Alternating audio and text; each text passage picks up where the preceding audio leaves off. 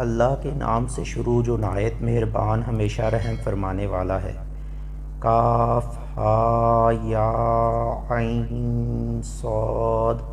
حقیقی معنی اللہ اور رسول صلی اللہ علیہ وآلہ وسلم ہی بہتر جانتے ہیں۔ یہ آپ کی رب کی رحمت کا ذکر ہے جو اس نے اپنے برگزیدہ بندے زکریا علیہ السلام پر فرمائی تھی۔ جب انہوں نے اپنے رب کو ادب دبی آواز سے پکارا، عرض کیا، اے میرے رب، میرے جسم کی ہڈیاں کمزور ہو گئی ہیں اور بڑھاپے کے باعث سر آگ کے شعلوں کی مانند سفید ہو گیا ہے، اور اے میرے رب، میں تجھ سے مانگ کر کبھی محروم نہیں رہا۔ میں اپنے رخصت ہو جانے کے بعد بے دین رشتہ داروں سے ڈرتا ہوں کہ وہ دین کی نعمت ضائع نہ کر بیٹھیں، اور میری بیوی بھی بانجھ ہے، سو تو مجھے اپنی خاص بارگاہ سے ایک وارث فرزند عطا فرما، جو آسمانی نعمت میں میرا بھی وارث بنے اور یعقوب علیہ السلام کی اولاد کے سلسلہ نبوت کا بھی وارث ہو، اور اے میرے رب، تو بھی اسے اپنی رضا کا حامل بنا لے۔ ارشاد ہوا، اے زکریا، بے شک ہم تمہیں ایک لڑکے کی خوشخبری سناتے ہیں جس کا نام یحییٰ علیہ السلام ہوگا۔ ہم نے اس سے پہلے اس کا کوئی ہم نام نہیں بنایا۔ زکریا علیہ السلام نے عرض کیا، اے میرے رب، میرے ہاں لڑکا کیسے ہو سکتا ہے، درآں حال کہ میری بیوی بانجھ ہے اور میں خود بڑھاپے کے باعث انتہائی ضعیف سوکھ جانے کی حالت کو پہنچ گیا ہوں۔ فرمایا، تعجب نہ کرو، ایسا ہی ہوگا، تمہارے رب نے فرمایا ہے، یہ لڑکا پیدا کرنا مجھ پر آسان ہے، اور بے شک میں اس سے پہلے تمہیں بھی پیدا کر چکا ہوں، اس حالت سے کہ تم سرے سے کوئی چیز ہی نہ تھے۔ زکریا علیہ السلام نے عرض کیا، اے میرے رب، میرے لیے کوئی نشانی مقرر فرما۔ ارشاد ہوا، تمہاری نشانی یہ ہے کہ تم بالکل تندرست ہوتے ہوئے بھی 3 دن رات لوگوں سے کلام نہ کر سکو گے۔ پھر زکریا علیہ السلام حجرہ عبادت سے نکل کر اپنے لوگوں کے پاس آئے تو ان کی طرف اشارہ کیا اور سمجھایا کہ تم صبح و شام اللہ کی تسبیح کیا کرو۔ اے یحییٰ، ہماری کتاب تورات کو مضبوطی سے تھامے رکھو، اور ہم نے انہیں بچپن ہی سے حکمت و بصیرت و نبوت عطا فرما دی تھی، اور اپنے لطف خاص سے انہیں درد و گداز اور پاکیزگی و طہارت سے بھی نوازا تھا۔ وہ بڑے پرہیزگار تھے اور اپنے ماں باپ کے ساتھ بڑی نیکی اور خدمت سے پیش آنے والے تھے، اور عام لڑکوں کی طرح ہرگز سرکش و نافرمان نہ تھے۔ اور یحییٰ پر سلام ہو کہ ان کے میلاد کے دن اور ان کی وفات کے دن اور جس دن وہ زندہ اٹھائے جائیں گے۔ اور اے حبیب مکرم، آپ کتاب قرآن مجید میں مریم علیہ السلام کا ذکر کیجئے جب وہ اپنے گھر والوں سے الگ ہو کر عبادت کے لیے خلوت اختیار کرتے ہوئے مشرقی مکان میں آ گئیں۔ بس انہوں نے ان گھر والوں لوگوں کی طرف سے حجاب اختیار کر لیا تاکہ حسن مطلق اپنا حجاب اٹھا دے، تو ہم نے ان کی طرف اپنی روح یعنی فرشتہ جبریل کو بھیجا، سو جبریل ان کے سامنے مکمل بشری صورت میں ظاہر ہوا۔ مریم علیہ السلام نے کہا، بے شک میں تجھ سے خدائے رحمان کی پناہ مانگتی ہوں اگر تو اللہ سے ڈرنے والا ہے۔ جبریل علیہ السلام نے کہا، میں تو فقط تیرے رب کا بھیجا ہوا ہوں، اس لیے آیا ہوں کہ میں تجھے ایک پاکیزہ بیٹا عطا کروں۔ مریم علیہ السلام نے کہا، میرے ہاں لڑکا کیسے ہو سکتا ہے جبکہ مجھے کسی انسان نے چھوا تک نہیں اور نہ ہی میں بدکار ہوں۔ جبریل علیہ السلام نے کہا، تعجب نہ کر، ایسے ہی ہوگا، تیرے رب نے فرمایا ہے، یہ کام مجھ پر آسان ہے، اور یہ اس لیے ہوگا تاکہ ہم اسے لوگوں کے لیے نشانی اور اپنی جانب سے رحمت بنا دیں، اور یہ امر پہلے سے طے شدہ ہے۔ پس مریم نے اسے پیٹ میں لے لیا اور آبادی سے الگ ہو کر دور ایک مقام پر جا بیٹھیں۔ پھر درد ذیل انہیں ایک کھجور کے تنے کی طرف لے آیا۔ وہ پریشانی کے عالم میں کہنے لگیں، اے کاش میں پہلے سے مر گئی ہوتی اور بالکل بھولی بصری ہو چکی ہوتی۔ پھر ان کے نیچے کی جانب سے جبریل علیہ السلام نے یا خود عیسیٰ علیہ السلام نے انہیں آواز دی کہ تو رنجیدہ نہ ہو، بے شک تمہارے رب نے تمہارے نیچے ایک چشمہ جاری کر دیا ہے، یا تمہارے نیچے ایک عظیم المرتبت انسان کو پیدا کر کے لٹا دیا ہے۔ وہ کھجور کے تنے کو اپنی طرف ہلاؤ، وہ تم پر تازہ پکی ہوئی کھجوریں گرا دے گا، سو تم کھاؤ اور پیو اور اپنے حسین و جمیل فرزند کو دیکھ کر آنکھیں ٹھنڈی کرو۔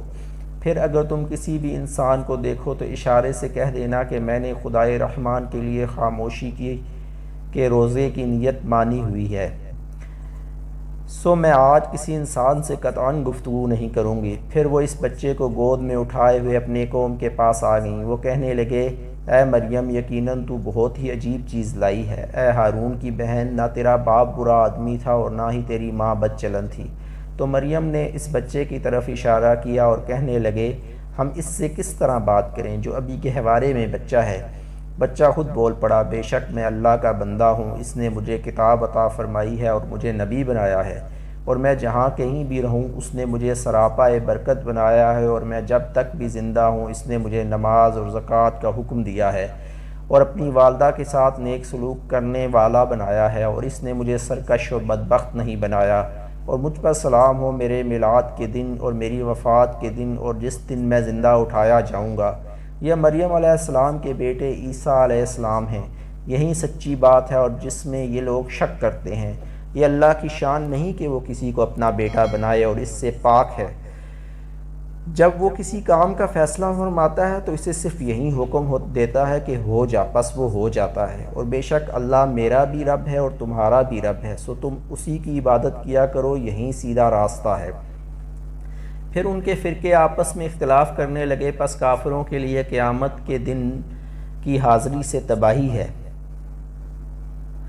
جس دن وہ ہمارے پاس حاضر ہوں گے تو کیسے کان کھول کر سنیں گے اور آنکھیں پھاڑ پھاڑ کر دیکھیں گے، لیکن ظالم لوگ آج کھلی گمراہی میں غرق ہیں۔ اور آپ انہیں حسرت و ندامت کے دن سے ڈرائیے جب ہر بات کا فیصلہ کر دیا جائے گا، مگر وہ غفلت کی حالت میں پڑے ہیں اور ایمان لاتے ہی نہیں۔ بے شک ہم ہی زمین کے بھی وارث ہیں اور ان کے بھی جو اس پر رہتے ہیں، اور وہ سب ہماری ہی طرف لوٹائے جائیں گے۔ اور آپ کتاب قرآن مجید میں ابراہیم علیہ السلام کا ذکر کیجئے، بے شک وہ بڑے صاحب صدق نبی تھے۔ جب انہوں نے اپنے باپ یعنی چچا آزر سے، جس نے آپ کے والد طارق کے انتقال کے بعد آپ کو پالا تھا، سے کہا اے میرے باپ، تم ان بتوں کی پرستش کیوں کرتے ہو جو نہ سن سکتے ہیں اور نہ دیکھ سکتے ہیں اور نہ تم سے کوئی تکلیف دہ چیز دور کر سکتے ہیں؟ اے میرے ابا، بے شک میرے پاس بارگاہ الہی سے وہ علم آ چکا ہے جو تمہارے پاس نہیں آیا، تم میری پیروی کرو، میں تمہیں سیدھی راہ دکھاؤں گا۔ اے میرے ابا، شیطان کی پرستش نہ کیا کرو، بے شک شیطان خدائے رحمان کا بڑا ہی نافرمان ہے۔ اے میرے ابا، بے شک میں اس بات سے ڈرتا ہوں کہ تمہیں خدائے رحمان کا عذاب پہنچے اور تم شیطان کے ساتھی بن جاؤ۔ آزر نے کہا اے ابراہیم، کیا تم میرے معبودوں سے روح گرداں ہو؟ اگر واقعی تم اس مخالفت سے باز نہ آئے تو میں تمہیں ضرور سنگسار کر دوں گا اور ایک طویل عرصے کے لیے تم مجھ سے الگ ہو جاؤ۔ ابراہیم علیہ السلام نے کہا اچھا، تمہیں سلام، میں اب بھی اپنے رب سے تمہارے لیے بخشش مانگوں گا، بے شک وہ مجھ پر بہت مہربان ہے، شاید تمہیں ہدایت دے دے۔ اور میں تم سب سے اور ان بتوں سے جنہیں تم اللہ کے سوا پوجتے ہو کنارہ کش ہوتا ہوں اور اپنے رب کی عبادت میں یکسو ہو کر مصروف ہوتا ہوں۔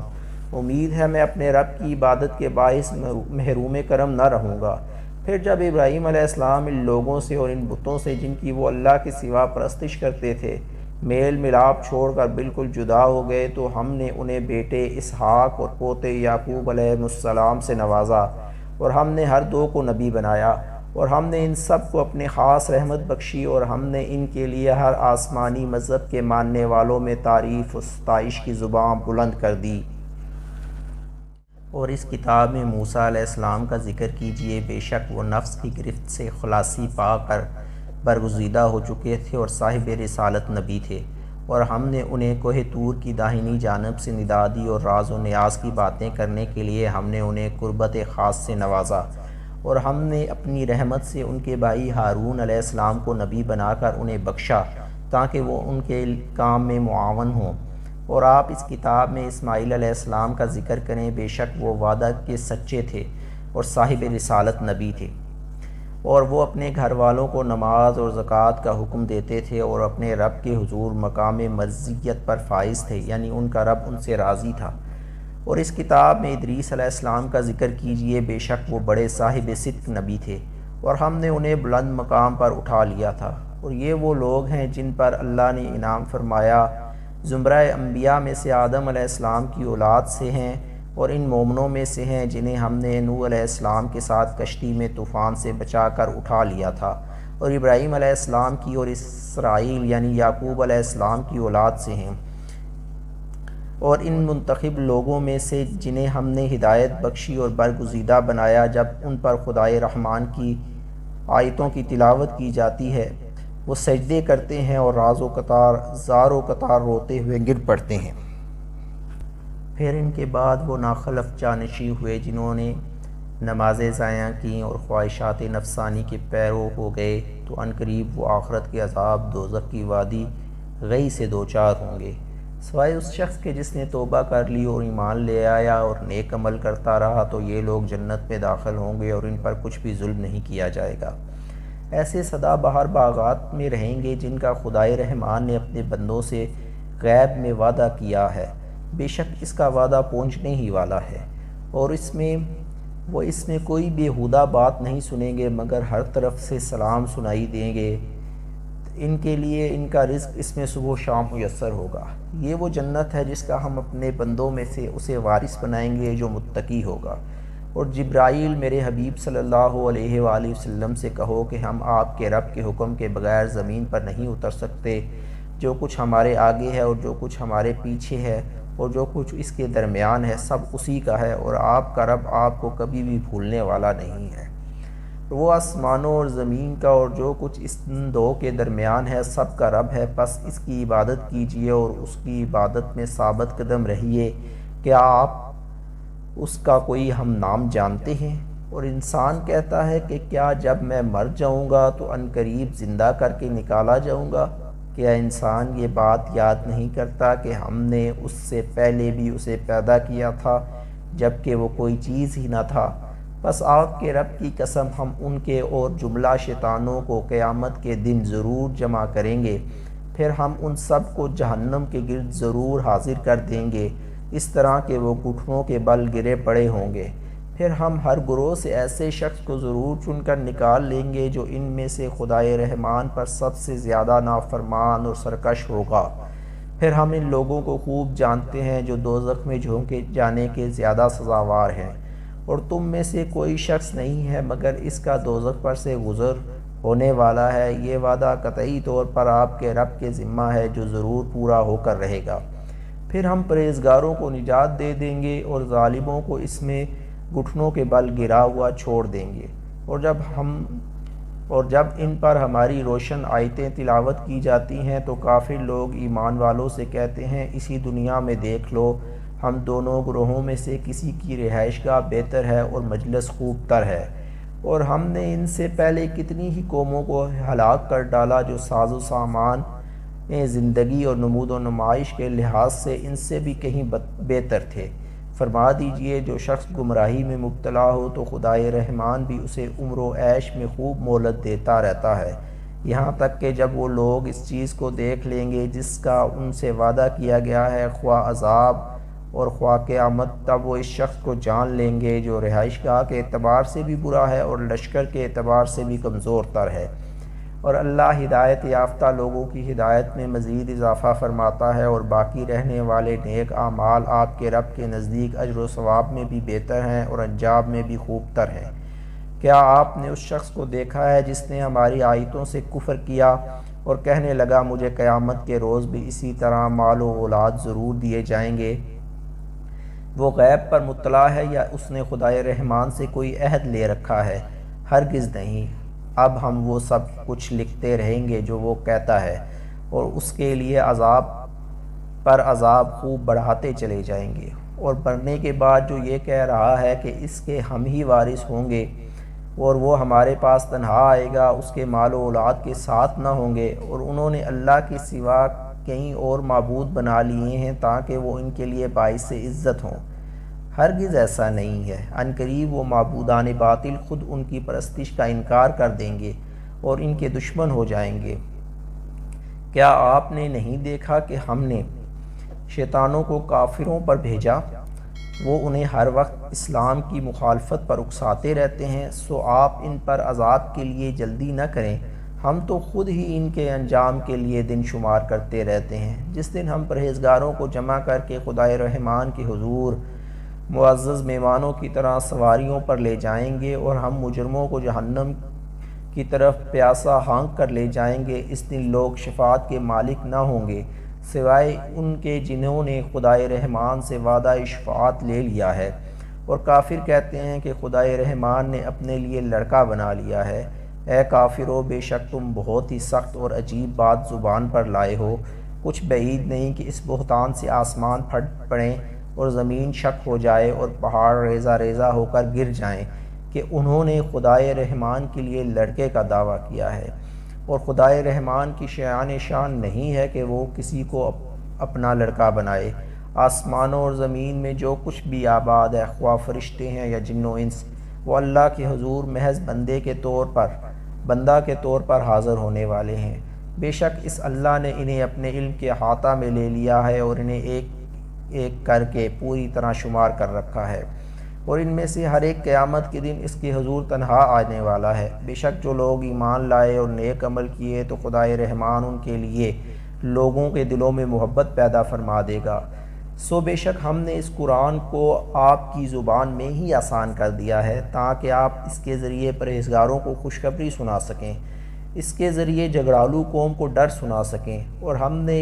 ان سے پہلے کتنی ہی قوموں کو ہلاک کر دیا ہے۔ کیا آپ ان میں سے کسی کا وجود بھی دیکھتے ہیں یا کسی کی کوئی آہٹ بھی سنتے ہیں؟